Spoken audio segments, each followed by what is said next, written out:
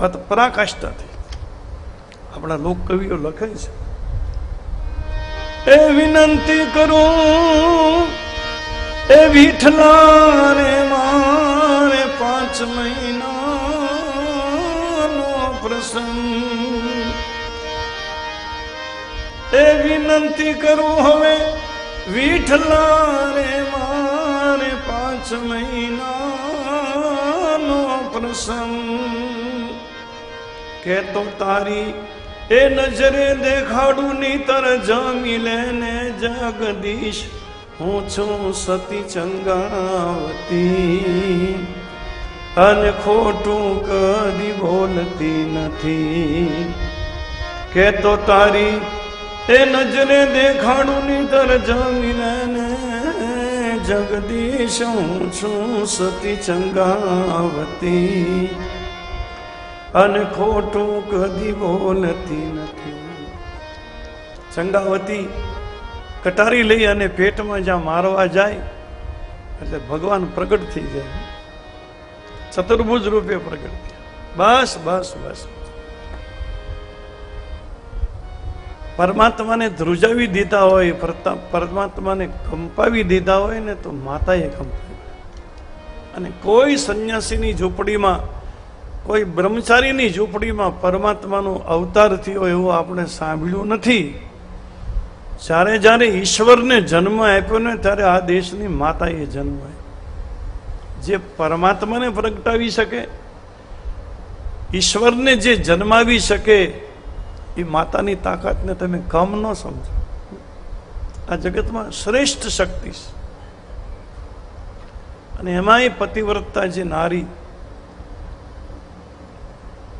એની તો પરમાત્માએ પૂજા કરે, એની કોઈ મનોકામના, કોઈ એના સંકલ્પ કોઈ અધૂરા ન હોય. એટલે ભગવાને કરદમને કીધું, કરદમ તારી પત્ની તો પતિવ્રતા, તું ઘરે પાછો જા.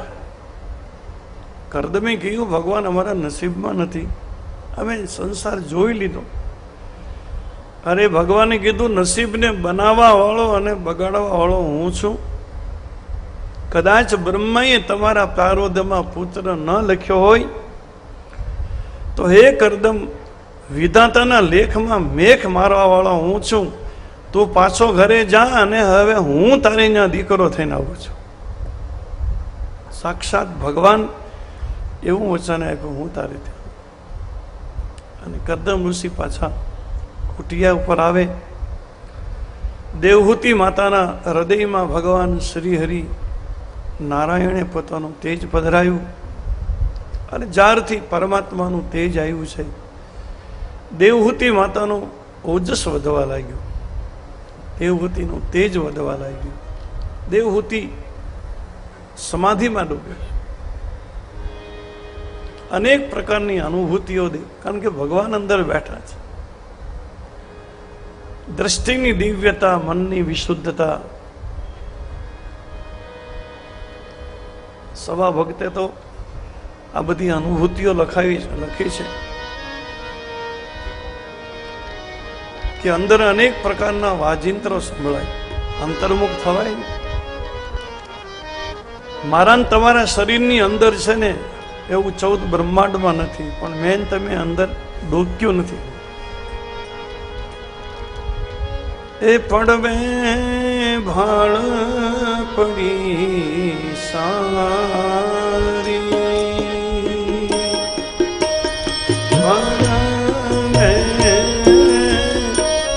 ભાળ પડી સારી, મધ્યો રે મધ્ય ને નિરખ્યા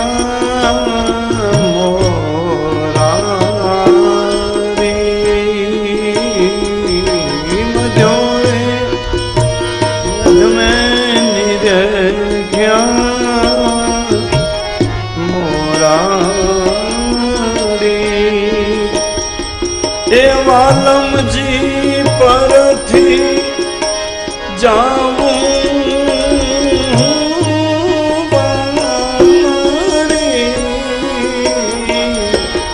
ગગન ગઢ હવે રમવાને આવો હે ગગન ગઢ વીરા રમવાને આવો હે વાલમજી પરથી જાઉં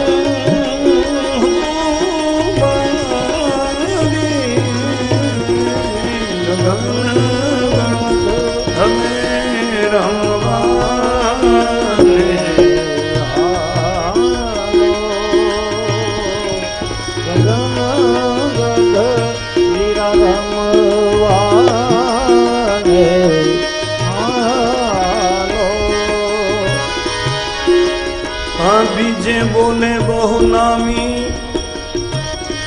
ઘટો ઘટમાં વ્યાપી રહ્યા સ્વામી બીજે બીજે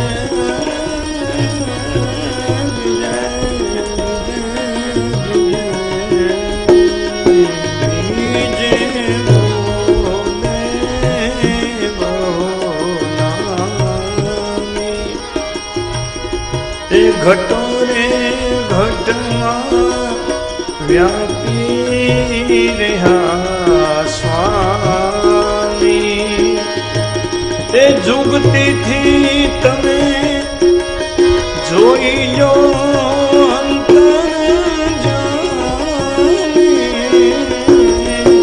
ગગન ગઢ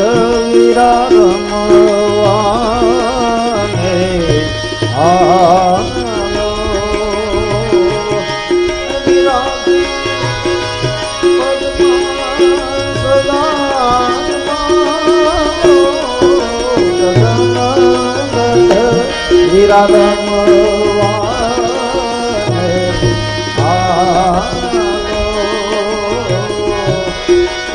આમ એકમ થી પૂનમ સુધીની બધી તિથિઓ લખી છે, યોગની બધી અનુભૂતિ લખી છે. ત્રીજે તુરીય વાજા વાગે સુરતા મારી સન્મુખ રહી જાગે. આ ત્રીજે તુરીય વાજા વાગે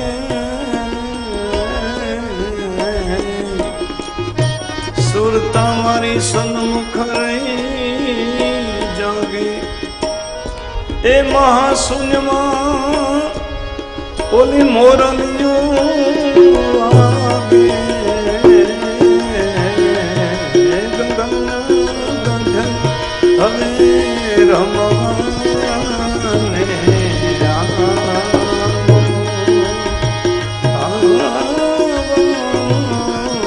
ગગન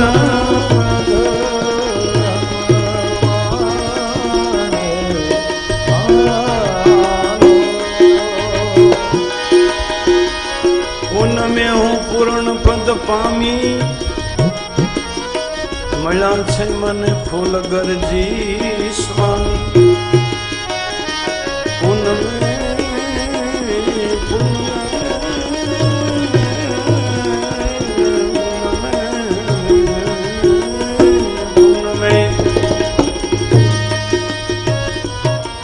પૂનમે હવે હું પુરાણ પદ મળી ગયા મને ગુરુ ખુદગરજી સ્વામી. એ સવો રહ્યો છે ચરણો શિષ્ય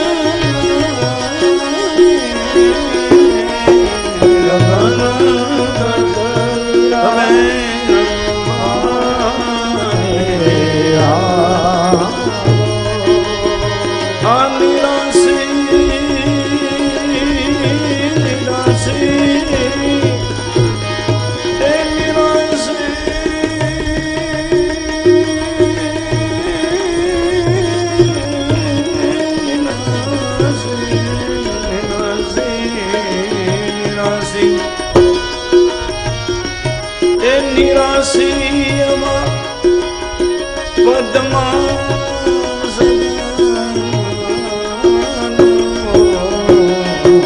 ગગન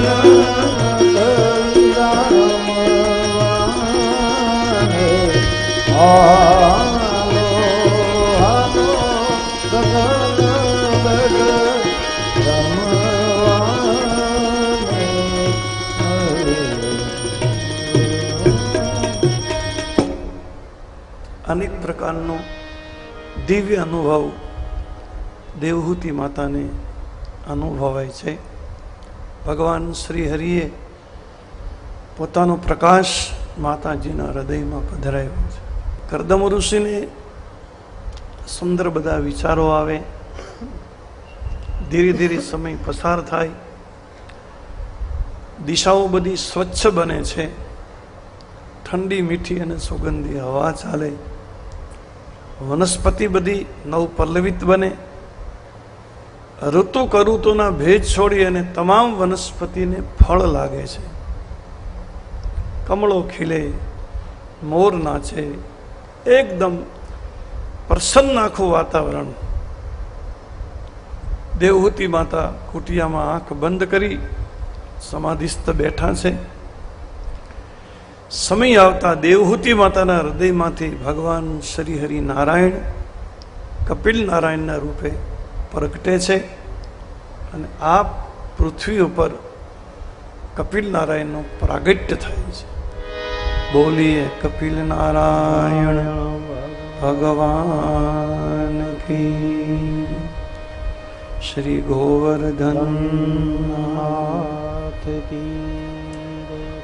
પરમાત્મા કપિલના રૂપે પ્રગટ્યા છે. બધા દેવતાઓને ઋષિમુનિઓને ખબર પડી, બધા વરંદના વરંદ આવે છે અને કરબદ્ધ બની અને તમામ દેવતાઓ, તમામ ઋષિમુનિઓ, સંતો પરમાત્માનું વિધવિધ રૂપે સ્તવન કરે છે, બધા સ્તુતિ કરે છે.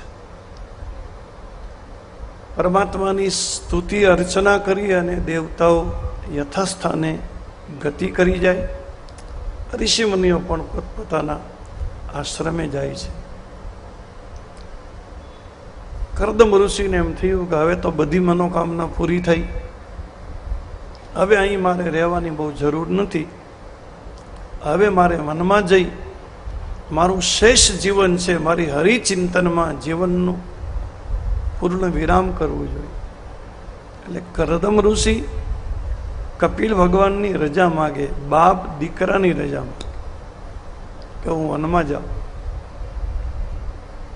તો કપિલ ભગવાને એના પિતા કરદમ ઋષિને કીધું કે પિતાજી વનમાં જવું હોય તો જાઓ, પણ સત્કર્મની અંદર બહુ ફસાતા નહીં, બહુ સત્કર્મ નહીં કરતા, કારણ કે સત્કર્મ તમને કોઈ લોક આપી શકે પણ સત્કર્મ મોક્ષ ન આપે.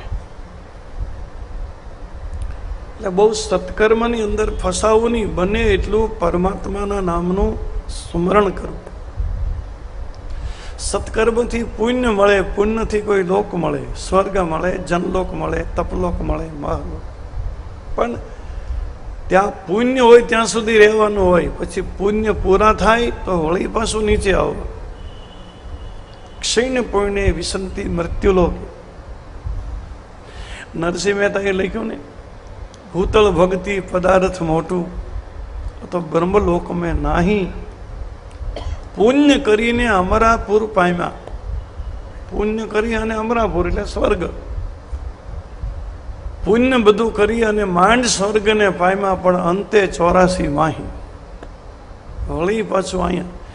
એટલે સત્કર્મ મારા ને તમારા આવાગમનના ચક્કર ન મિટાવે. જન્મ મરણની એ આવાગમનના માંથી મારે ને તમારે મુક્ત થવું હોય, જન્મ મરણના ચક્કરમાંથી મુક્ત થવું હોય તો પરમાત્માના નામ સિવાય બીજો કોઈ રસ્તો જ નથી. અને બીજી મોટી વાત તો એ છે કે મારા ને તમારા સ્વભાવને સુધારવાનું કોઈ સાધન નથી સિવાય કે પરમાત્માનું નામ. સ્વભાવ સુધરે, ભગવાનનું નામ જપો તો સુધરે, બાકી તીર્થયાત્રા ગમે એટલી કરીએ, દાન ગમે એટલા કરીએ, યજ્ઞ ગમે એટલા કરો, બ્રહ્મભોજન ગમે એટલા કરાવો, સંતના ભંડારા કરો, આ બધા સત્કર્મ છે, એનાથી સ્વભાવમાં કાંઈ ફરક ન પડે, સ્વભાવ ન સુધરે. હું તો એમ કહું, પુણ્ય કરી અને વૈકુંઠમાં પહોંચી જવું એ હજી સહેલું છે. બહુ પુણ્ય કરીને વૈકુંઠમાં પહોંચી શકાય, વિષ્ણુ ભગવાનની સાથે બેસી શકાય, વિષ્ણુ ભગવાન સાથે વાતો કરી શકાય, તમે વિષ્ણુ ભગવાનની સાથે એક ડીશમાં નાસ્તો કરી શકો, ત્યાં સુધીની સંભાવના છે. પણ વિષ્ણુ ભગવાન મારા ને તમારા સ્વભાવને સુધારી ન શકે, એ વિષ્ણુનું કામ નથી. અને વિષ્ણુ ભગવાનની સાથે રહેવાથી સ્વભાવ સુધરી જતો હોય તો ગરુડજી વિષ્ણુ ભગવાનની સાથે જ રહે. ગરુડજી એનું વાહન જ છે, પણ હજી ગરુડજીએ સર્પ ખાવાનું છોડ્યું નથી, એના સ્વભાવમાં સુધારો નથી થયો, ભલે 24 કલાક વૈકુંઠમાં. એમ વિષ્ણુને પ્રાપ્ત કરવા એ બહુ કઠિન નથી, પણ ભગવાન કદાચ મને તમને પ્રત્યક્ષ મળે, આપણા સ્વભાવ સુધારી ન શકે. વિષ્ણુ ભગવાનનું નામ સ્વભાવ સુધારે, એના કોઈ નામને તમે જપો, નારાયણ નારાયણ, શ્રી હરિ, ગમે તે નામ, બાકી પરમાત્મા ન સુધારે, એનું નામ સુધારે. અને સ્વભાવ સુધરી જાય એ મારી તમારી માનવ જીવનની સાધના છે, બીજું કોઈ તપ નથી. આપણે ક્યાંય જવું નથી જંગલમાં, કે ક્યાંય ભગવા કપડાં પહેરવા નથી, ને ઉપવાસ કરવા નથી, ને કાંઈ શરીર તોડવાની જરૂર નથી. ઘરે બેસીને પણ તમે એવું કંઈક સાધન કરો, સ્વાધ્યાય કરો, પરમાત્માનું નામ જપો, મારો ને તમારો સ્વભાવ સુધરી જાય એટલે માનવ જીવનની સાધના સફળ થઈ જાય. આ જેટલા ગ્રંથો લખ્યા ને આપણા સનાતન ધર્મના, ભાગવતજી, રામાયણજી, દેવી ભાગવત, શિવપુરાણ, જેટલા ગ્રંથો ઋષિ મુનિઓ લખ્યા છે એ સંત થવા માટે કે વિદ્વાન થવા માટે નથી લખાણા, મારા ને તમારા સ્વભાવને સુધારવા માટે લખાણા. આ ગ્રંથો બધા આપણા સ્વભાવ, આપણા મનને સમજાવવા માટે. આ કોઈ ડિગ્રી પ્રાપ્ત કરવા થોડા લખાણા કે હું મહાન પંડિત, મહાન વિદ્વાન, મહાન જ્ઞાન, નહીં. અને સંત થવા માટેની, વિદ્વાન થવા માટેની, માણસ થવા માટે લખ્યા છે. આનું ચિંતન મનન કરી અને મેં તને જે અપેક્ષા વાળો મનુષ્ય બનાવ્યો એવો તું વાસ્તવિક મનુષ્ય બન. પરમાત્માની એવી માંગ છે.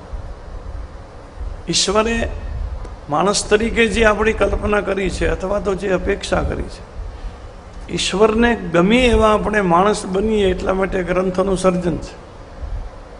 વિદ્વાન થવા કે સંત થવા કે મહામંડલેશ્વર કે 108 કે 1008 આ બધા પૂછડાની કાંઈ જરૂર નથી, વિશેષણોની કોઈ જરૂર નથી. માણસ થઈ જાઓ તમે સાચા. મારા ને તમારા મનને, આપણા સ્વભાવમાં સુધારો થાય, આપણું મન સમજે અને એનાથી ફાયદો આપણને થશે, સમાજને નહીં. જો મારો ને તમારો સ્વભાવ સુધરી જાય, મન સુધરી જાય તો મને ને તમને આંતરિક શાંતિ એની મેળે મળે. મારે ને તમારે ક્યાંય જવાની જરૂર નથી, શાંતિ માટે ક્યાંય જવાની જરૂર.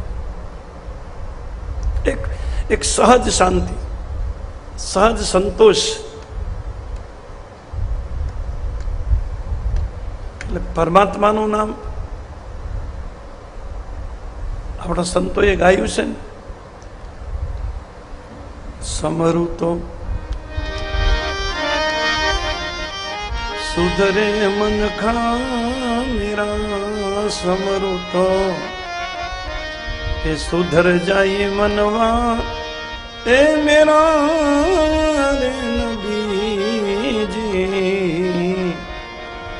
સમરુતો સુધરે મનવા મેરા રે નબી.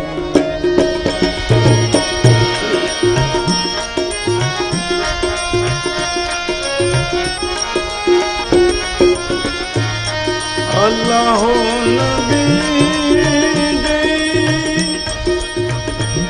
राम ने रहीम तमें એક કરી માનો લાલા જીજીને નવી મિટ જાય 84 ના ફેરા મટી જાય 84 ના ફેરા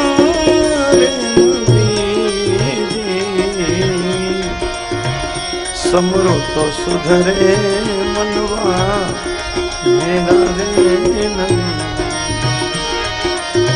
સમરો તો સુધરે મનખા મેરા સમરો તો સુધરે મનખા મેરા રે નવી કો સમરો તો સુધરે મનખા મેરા રે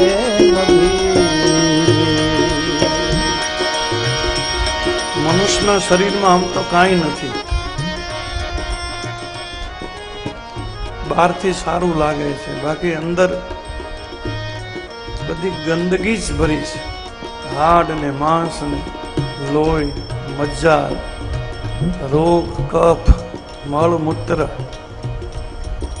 ભગવાન મોટો કલાકાર ચામડાથી મઢી અને એવું બધું સરસ બનાવ્યું અને રંગ રોગાન સારું લાગે છે. તમે કલ્પના કરો, જે ચામડીનો મને તમને મોહ છે એ ચામડી આમ ઉલટી થઈ જાય તો એ ચામડી અવળી કરી નાખો, કેવી સુખ છે. ઉલટી થઈ જાય. અલ્લાહ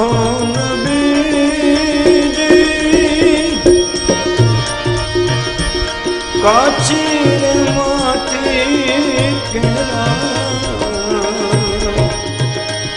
પિંજડા બનાયા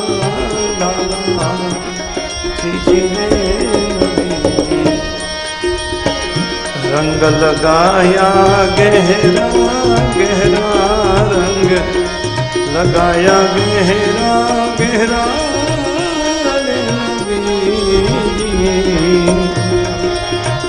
સમરો સુધરે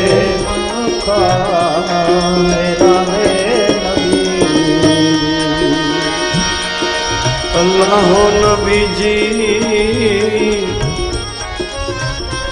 આ સિકંદર સુમરાની લજિયા તમે રાખો નાના જીજી રે નબી અલ્લાહો સિકંદર સુમરાની એ લાજો તમે રાખી દો નાના જીજી રે નબી ગરીબ હોથી ગુલામ તેરા ગરીબ હોથી ગુલામ તેરા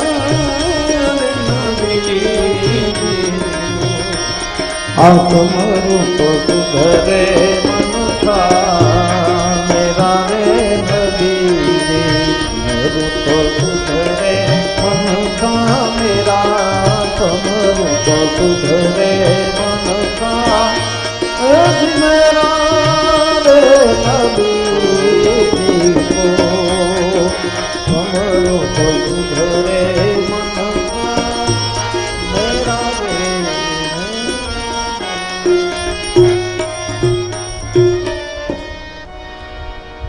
રામાયણનો પ્રસંગ તમે સાંભળ્યો હશે. રાવણના આખા કુળનો ઉદ્ધાર કરી મોટા ભાગના રીછ વાનરને કિષ્કિંધામાં ભગવાન મોકલી દે છે. આભાર માનો બધાનો કે તમારા બધાના સહયોગથી આપણે અસુરોમાંથી વિજય મેળવ્યો.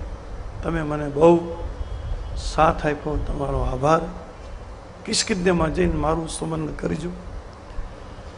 પુષ્પક વિમાનમાં સીતાજીને, લક્ષ્મણજીને, હનુમાનજી, સુગ્રી બધા મુખ્ય મિત્રો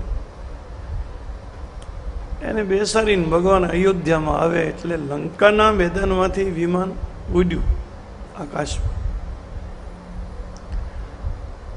એટલે સીતાજીને રામ વિમાનમાંથી બધું બતાવે કે અહીંયા હનુમાનજી આને માર્યો, અહીંયા લક્ષ્મણે આને માર્યો, અહીંયા અંગદે આ રાક્ષસને માર્યો, ફલાણા અહીંયા આને માર્યું.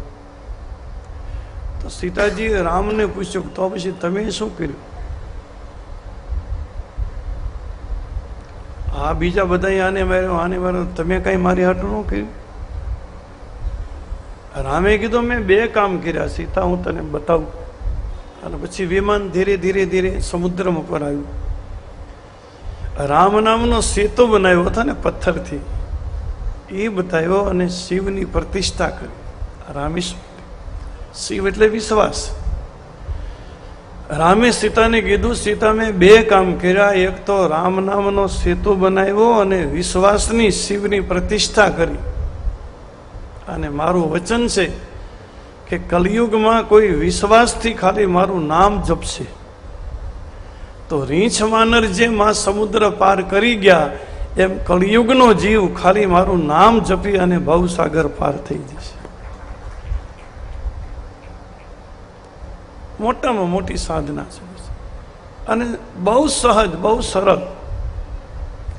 અને એ સિવાય મનમાં સુધાર નહીં થાય, સ્વભાવમાં સુધારો પરમાત્માના નામ સિવાય કોઈ કરી જ નહીં. બીજું કોઈ સાધન જ નથી મનને સુધારવું. એટલે કરદમ ઋષિને કપિલ ભગવાને એમ કહ્યું, પિતાજી બહુ સત્કર્મની અંદર ફસાશો નહીં, બહુ સત્કર્મ નહીં કરતા. બને એટલું એક જગ્યાએ બેસી શ્રી હરિના નામનું સ્મરણ કરજો, તમે સ્મરણથી પાર પડી જશો. સત્કર્મ ભવસાગર પાર ન ઉતારે, ભગવાનનું નામ ઉતારે. કરદમ ઋષિ વનમાં ગયા છે. હવે કુટિયામાં દેવહૂતિ માતા, કપિલ ભગવાન, માં દીકરો 2.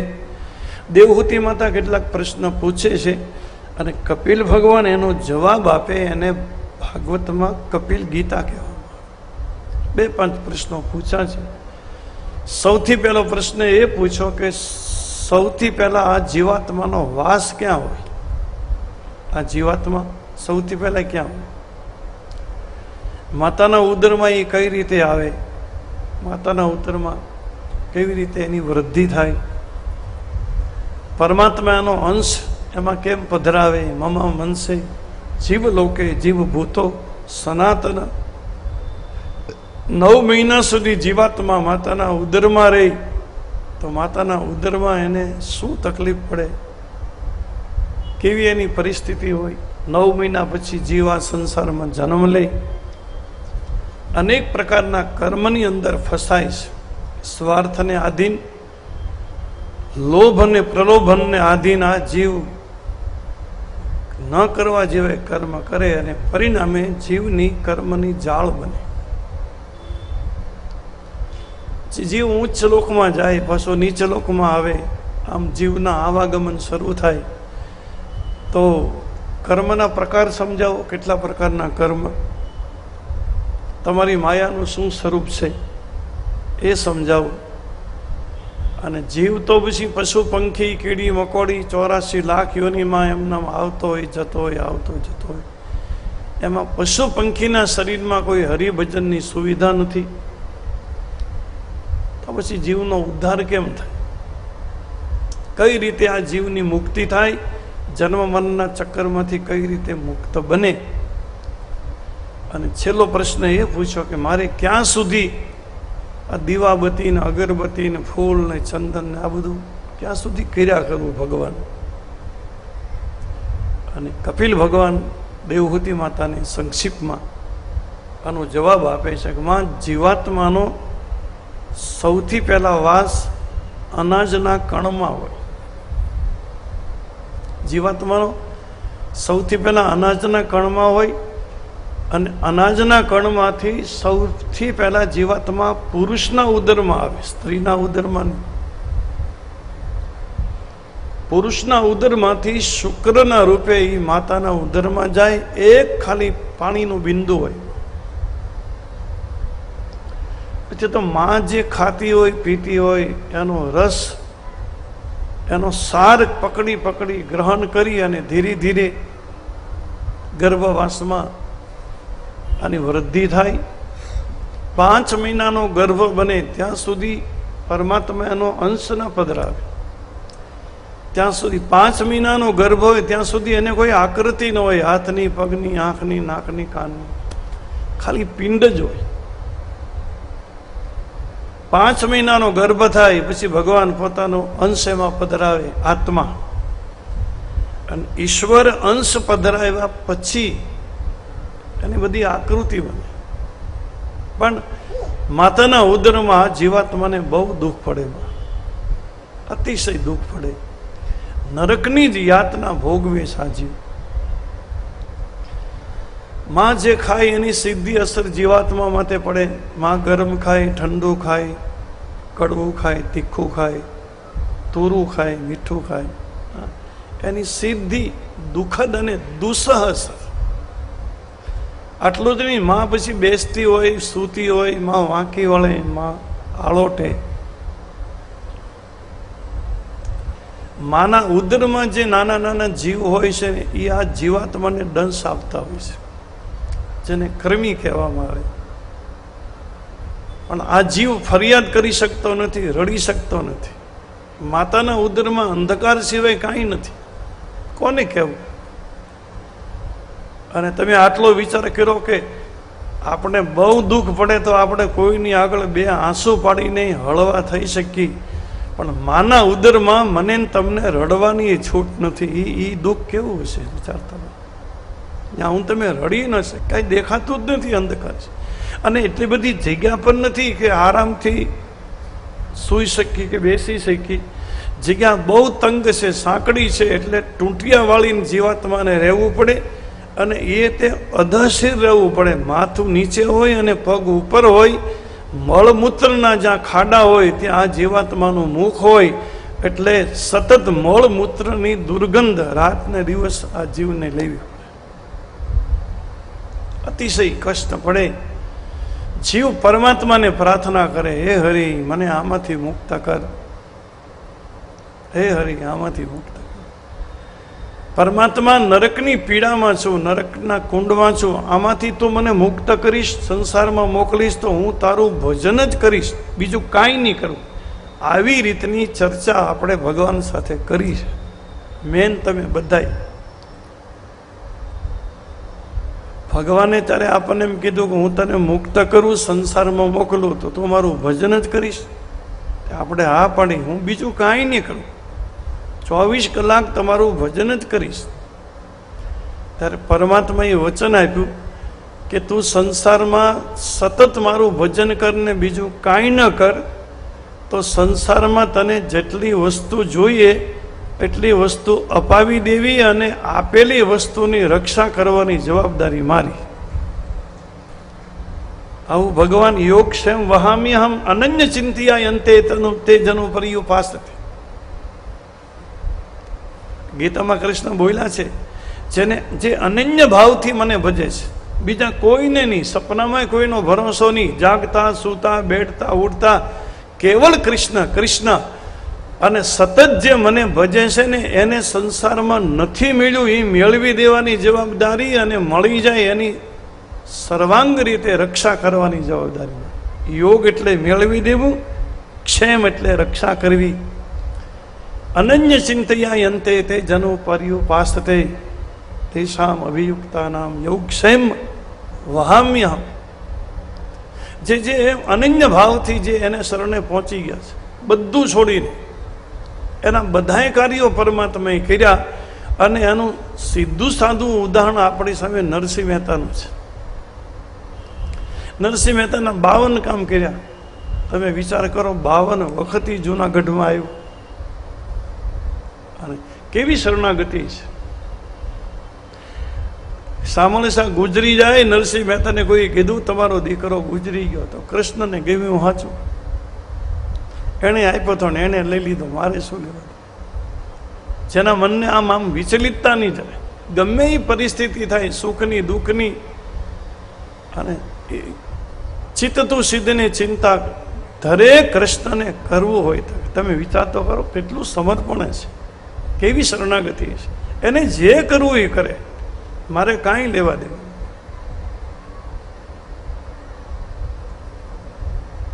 નરસિંહ મહેતાના બધા કામ કર્યા. મીરાબાઈની શરણાગતિ જુઓ તમે.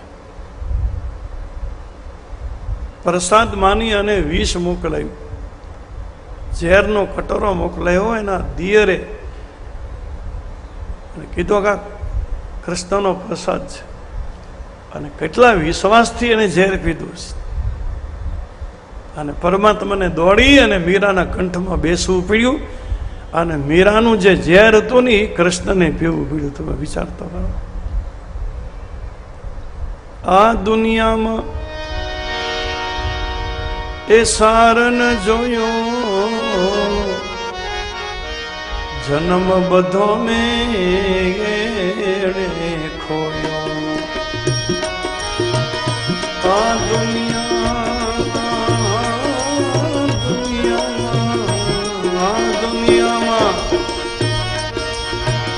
સારન જોયો, જન્મ બધો મેં ખોયો. એ તારા ભરોસે કનૈયા, હે કનૈયા, તારા ભરોસે ઝેર પીનારી, તારા ભરોસે ઝેર પીનારી મીરા હું બની જાઉં. સામે કિનારે જાઉં જોગી મારે, સામે કિનારે પ્રેમ જોગી તારી જોડી લઈને, પ્રેમ જોગીડા, પ્રેમ જોગીડા તારી જોડી લઈને જોગણ હું બની જાઉં. સામે કિનારે જાઉં જોગી મારે, સામે કિનારે.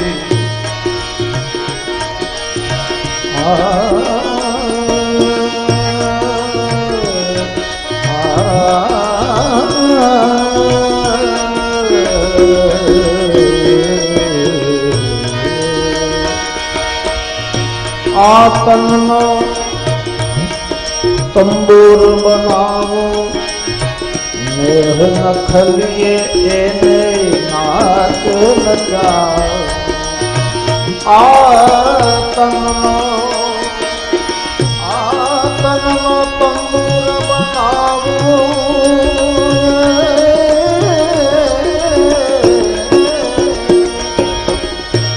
આતનનો તંબુર બનાવો, મેહ નખલીએ નાચ નચાવો.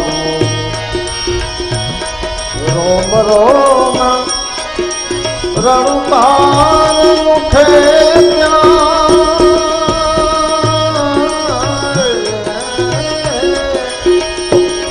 અરે રોમ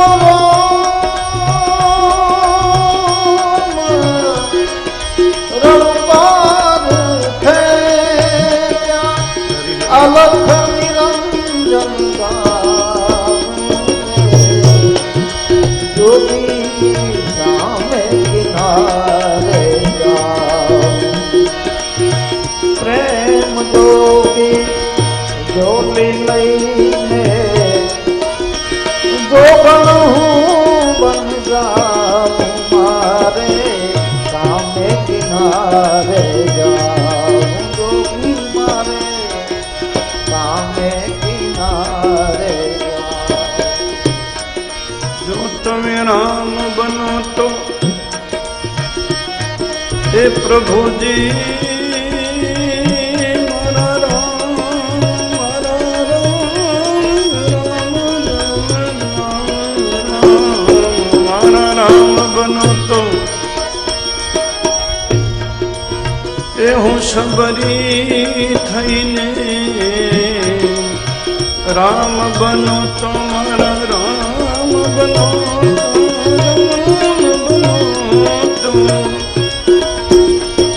એ હું શબરી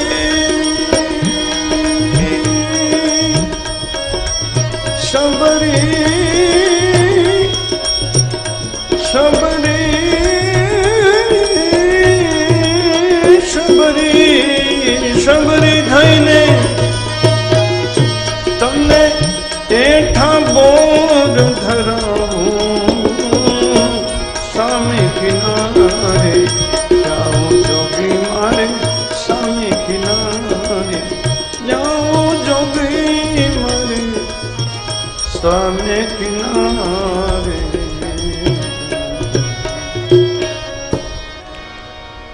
અનન્ય શરણાગતિ, બીજા કોઈની ગતિ જ નહીં, બીજા કોઈનો ભરોસો નહીં, સપનામાંય બીજાનો વિશ્વાસ નહીં. બસ એક નિષ્ઠા, એક ભરોસો, એક બલ, એક આશ વિશ્વાસ, એક રામ ઘનશ્યામ હિત અને ચાતક તુલસીદાસ. એક ભરોસો, અનન્ય ભાવ. ભગવાને આપણને વરદાન આપ્યું કે તું મારું ભજન જ કરીશ ને તો સંસારમાં બધું હું તને આપીશ. આપણે હા પાડી અને 9 મહિના પછી માતાના ઉદરમાંથી આ જીવની ભગવાને મુક્તિ કરી અને આ સંસારમાં જીવ આવ્યો. સંસારમાં આવ્યો અને માયાની જે હવા લાગી, માયાનો પવન લાગ્યો એટલે જીવ છે ને એ ઈશ્વરને આપેલું વચન ભૂલી ગયો. પરમાત્માનું ભજન કરવાનું હતું એ ભૂલે ગયો. પરમાત્માએ કીધું કે તું આપેલું વચન ભૂલી જા, બાકી મારેથી થોડું વચન ભૂલાય. એટલે ભગવાને એને વચન આપ્યું ને એ ભગવાને પકડી રાખ્યું. પરમાત્મા અહીંયા મને તમને બધું આપે છે, એને વચન પાડ્યું, પણ આ જીવ વચન ભૂલી ગયો. આપણે ભજન કરવાનું ભૂલી ગયા. પરમાત્માએ આપણને શું નથી આપ્યું? સંસારની બધી વસ્તુઓ આપીને પ્રતિષ્ઠા અપાવી મને તમને આ જગતમાં કેટલા મોટા બનાવી દીધા. નહીંતર આપણે કોઈ લાયકાત નથી. ઈશ્વર પ્રત્યે મારું તમારું એવું કોઈ વળતર નથી, લગાવ નથી. પણ પદ, પ્રતિષ્ઠા, માન, સન્માન, કીર્તિ, પૈસો, પરિવાર, સગા સંબંધી, ધામ ઠામ, વાહન, વ્યવહાર, કઈ વસ્તુમાં મને તમને ઓછું રાખ્યું. અને હું તો એમ કહું ઈમાનદારીથી, રાત્રે સૂતી વખતે હૃદય માથે હાથ મૂકીને વિચાર કરીજો કે ઈશ્વરે મને જે ભૂમિકામાં બેસાડ્યો ખરેખર એને હું લાયક છું? એવો ક્યારેક વિચાર, પ્રશ્ન કરીજો. આપણી કોઈ લાયકાત નથી. આપણું એવું કોઈ કર્મ નથી કે આ ભૂમિકા મને તમને મળે. આ મારી તમારી કોઈ કમાઈ નથી, મારી તમારી કોઈ આવડત નથી. અને છતાંય આટલી બધી ઊંચાઈ હોય તો એ ઉપરવાળાની કરુણા સિવાય બીજું કાંઈ નથી. પરમાત્માની કૃપા સિવાય બીજું કાંઈ નથી. દીકરો ગમે એટલો દોષવાળો હોય તો એ બાપ એને 2 હાથે ઊંચો કરીને એને રમાડતો હોય અને બાપ એની કરતા દીકરાને ઊંચો ઉઠાવે, એમ ઈશ્વર મારો ને તમારો બાપ છે. આપણે ગમે એટલા દોષિત હોય ને તો એ મને તમને ઊંચા કરી દે, મને તમને ઉપર બેસાડી દે. નહીતર વાસ્તવિકમાં મારી તમારી કોઈ હેસિયત નથી કે કોઈ લાયકાત નથી.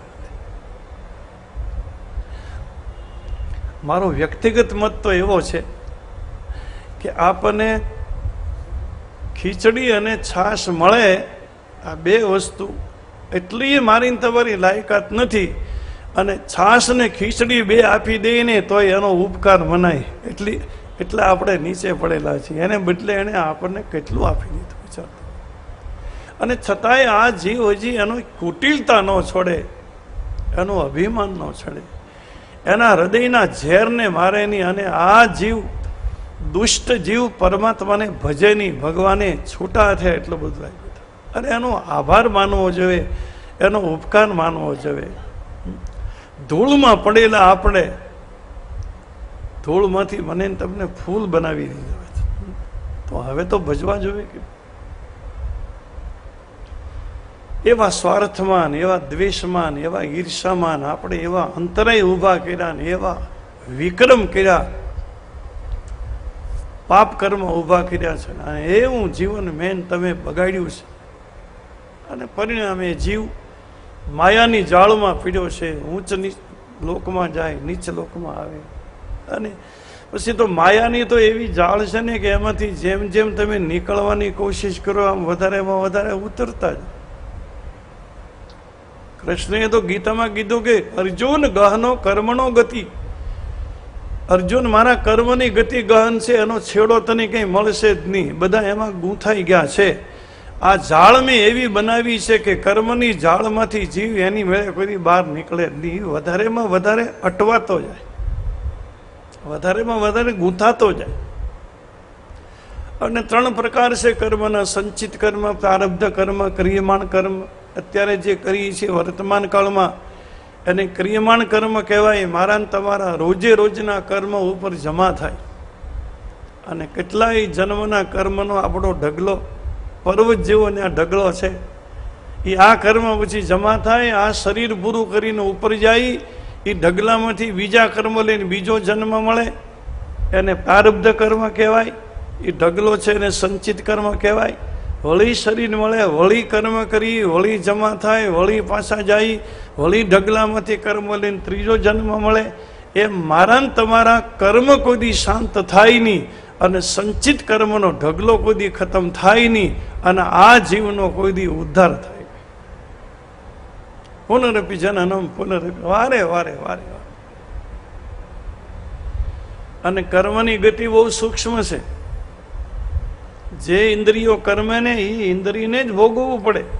આંખ કરે તો આંખને ભોગવવાનું, હાથ કરે તો હાથ. બહુ એનો હિસાબ બહુ ચોખ્ખો છે, બહુ ચોખ્ખો છે. નખ જેટલો એ ભૂલતો નથી. તમે ભગવાનની દુકાન ક્યાંય જોઈ? એની કઈ દુકાન નથી, કાંઈ એના તોલા ત્રાજવા ક્યાંય નહીં. અને છતાંય સવારથી સાંજ સુધી મને તમને આપ્યા કરે, ઉધાર આપે. ઉઘરાણી કોઈ દી કરતો નથી. આપણી આબરૂ ભગવાનની પેઢીમાં છે ને એવી ક્યાંય નથી. 100 વર્ષ સુધી ઉધાર આપે. સૂર્યનો પ્રકાશ ઉધાર, હવા ઉધાર, પાણી ઉધાર, આ બધું ઉધાર લઈ જાય. એની વગર જીવાય નહીં. અને કોઈ દી એના તરફથી ઉઘરાણી નહીં. સમાજમાં માણસની વચ્ચે એને આપણી આબરૂ કોઈ દી જોખમાં આવી નથી, એને ઉઘરાણી કોઈ દી કરી નથી. એને જ્યારે હિસાબ સમજવો હોય ત્યારે આપણને ઉપર બોલાવે તો ઉપર આવી જાય, એટલે આપણે હિસાબ સમજી લઈએ. તને આ 100 વર્ષ સુધી બધું આપ્યું હતું.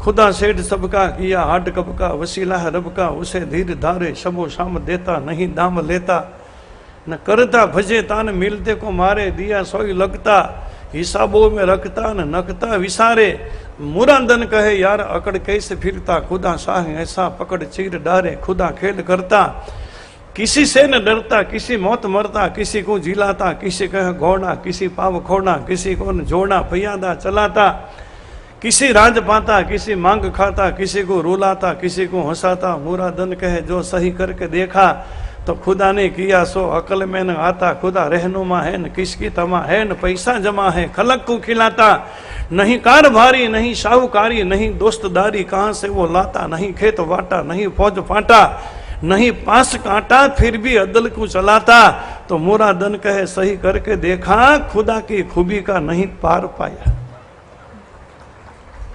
એને અહીંયા ખેતીવાડી નથી, કોઈ મોટી પેઢી નથી, દુકાન નથી, એવો કોઈ સદ્ધર મિત્ર નથી કે એના મિત્ર પાસેથી લોન લઈને આખા જગતને આપ્યા કરે. હા, કોઈ સાહુકારી નહીં, દોસ્તી નહીં, દોસ્તદારી નહીં, કોઈ ખેતીવાડી નહીં, લાભ લશ્કર નહીં, અને છતાંય આખા સંસારને આપ્યા કરે, બધાને નિભાવ્યા કરે. આ મારી તમારી બુદ્ધિનો વિષય છે. સવારથી હાંજ સુધી આપે, જે જોઈએ તે આપે અને મફતમાં અત્યારે લઈ જાઓ. એટલે એટલો બધો ગાફેલ નથી. અમારે કવિ કાગ લખે ને, એ છેતરે નહીં છેતરાયના, અબજોનો આડતીઓ દિશે, છેતરે નહીં છેતરાયના, અબજોનો આડતીઓ દિશે, સૌના હિસાબો ચૂકવે તો ઈ શેઠિયો કેવો હશે. અહીં સૌના હિસાબો ચૂકવે શેઠિયો કેવો છેતરેની છેતરાઈની અબજોનો આડતીઓ દિશે સૌના કીડીથી માંડી અને હાથી સુધી, મૂર્ખથી લઈ અને પંડિત સુધી, અને પંડિતથી માંડીને બ્રહ્મા સુધી બધા લાઈનમાં ઊભા રહી અને બધાના કર્મના લેખા જોખા કરી નાખે. એક રજ જેટલું એ કર્મ કોઈનું ભૂલે નહીં. એ કેટલો હોશિયાર માણસ છે.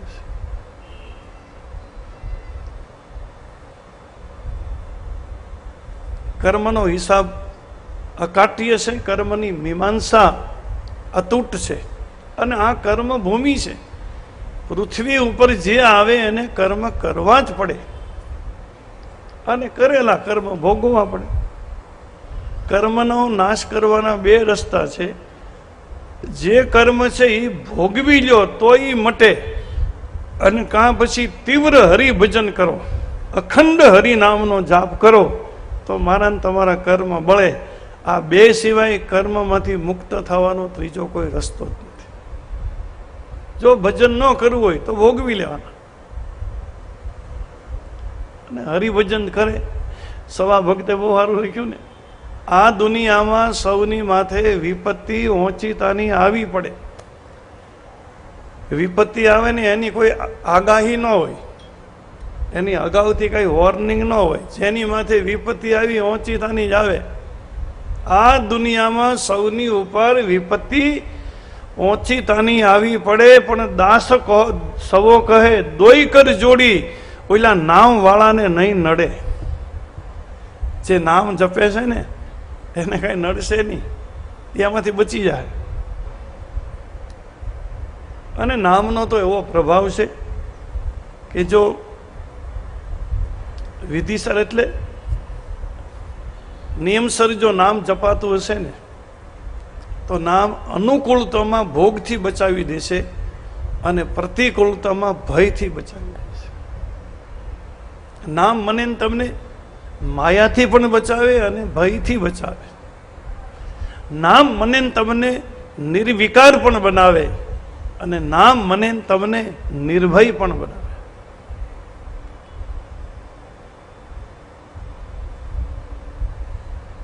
કર્મની મીમાંસા સમજાવી. દેવહૂતિએ કીધું તો પછી જીવ તો 84 લાખ યોનિમાં એમનામ આવાગમન કરે. ભગવાન કે હું તો જોતો જ હોઉં કે જીવ આવે છે જાય છે, પણ માં મને ક્યારેક કરુણા કોઈ જીવમાંથી આવી જાય અને મને એમ થાય કે આ જીવ કેટલા જન્મથી 84ના ફેરા કરે છે, તો લાવ એને એક અવસર આપી દઉં.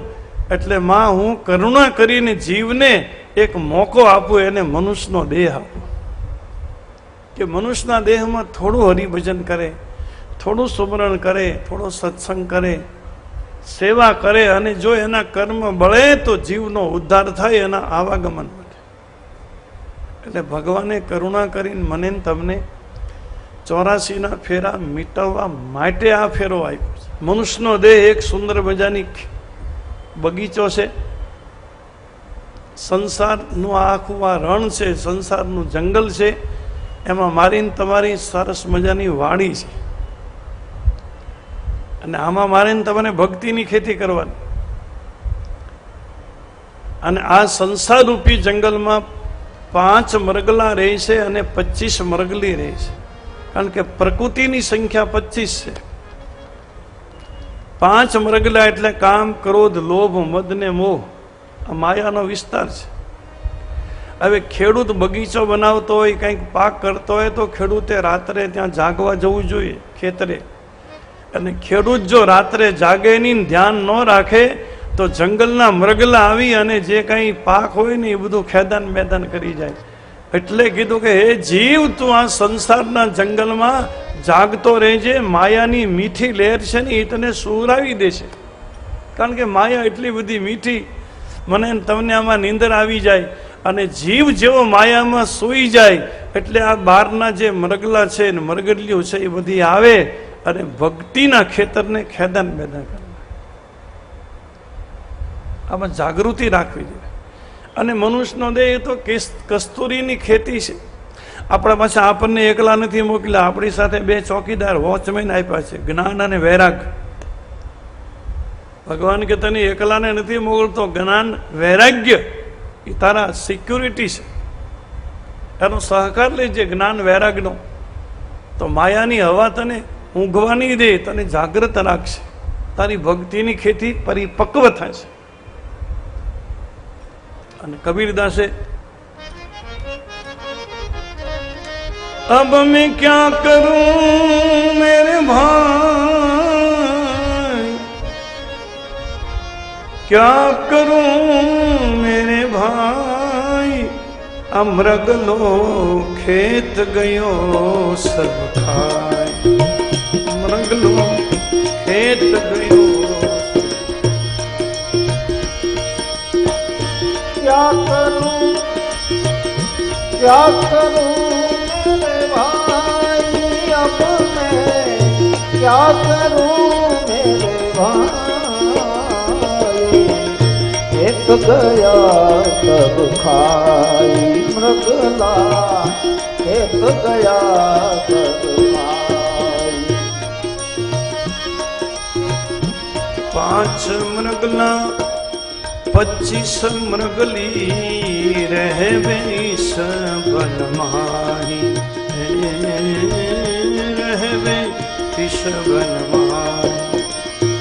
5 मृगला 25 मृगली रहवे इस बन माही, रहवे इस बन. सो जाऊं तो दौड़ कर आवे,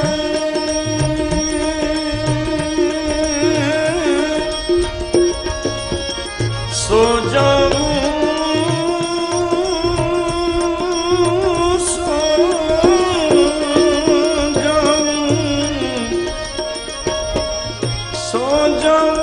तो दौड़ कर आवे, जागू तो भाग जा.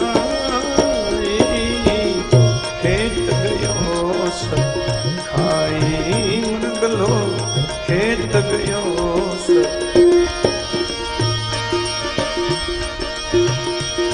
अब मैं क्या करूं मेरे भाई, क्या करूं मेरे भाई,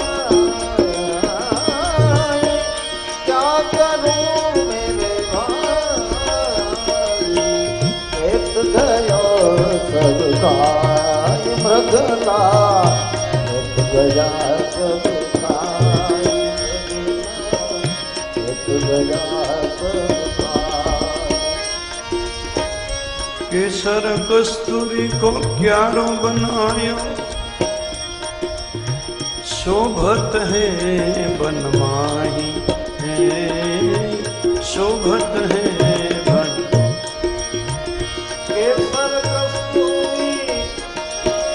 केसर कस्तूरी आ क्यारो बनायो, शोभत है बन माही, शोभत है.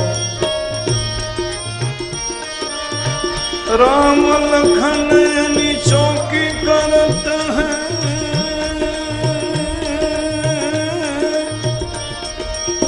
तेरा